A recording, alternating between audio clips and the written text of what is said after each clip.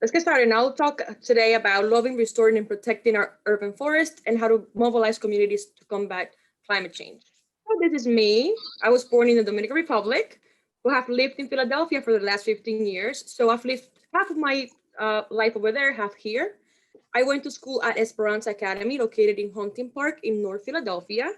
Then went to college, went to Eastern for biology, and then got my master's at Penn.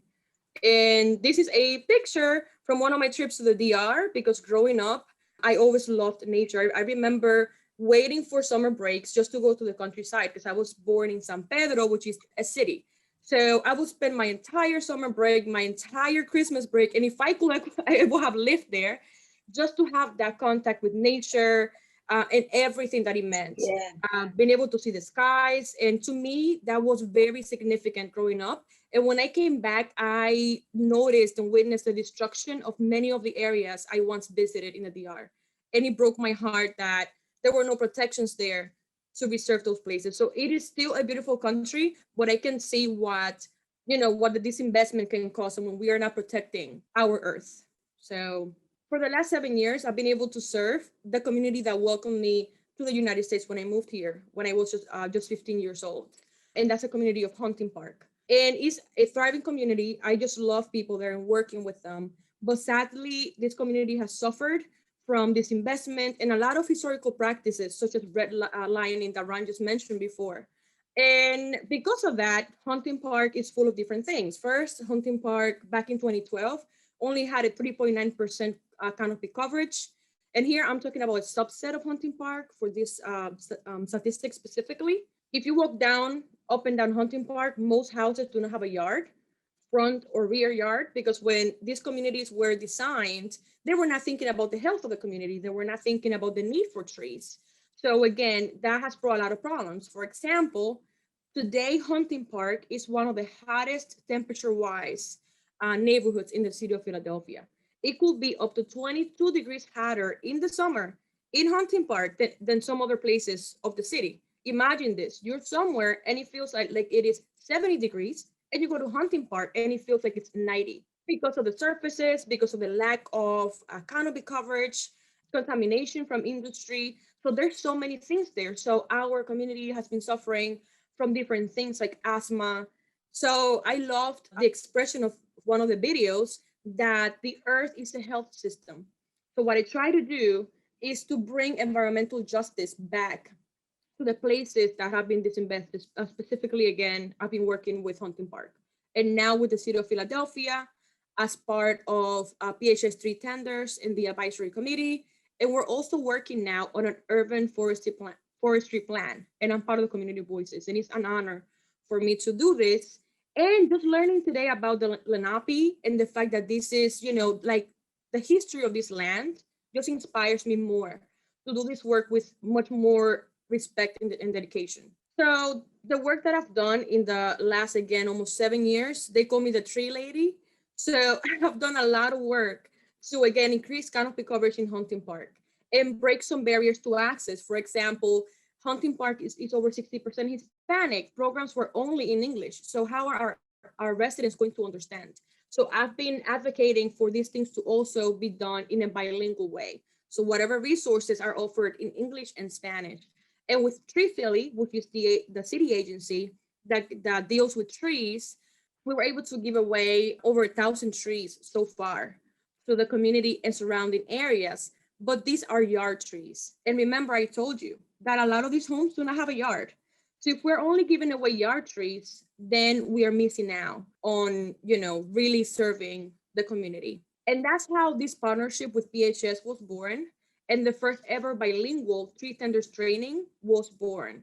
So PHS has been doing great work for the past 30 years, but this training until 2018 was only a English training.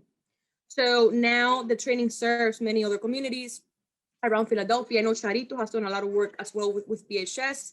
And we have planted over 100 trees in the community of Hunting Park only through this program. And that is sidewalk trees, apart from the yard trees, which is very significant. This is a picture from the training that we hosted, the first bilingual training at Esperanza. You can see that there's people here from multiple races, multiple ages. The youngest kid was like 11 years old, and the oldest, I'm pretty sure she's like 72 now.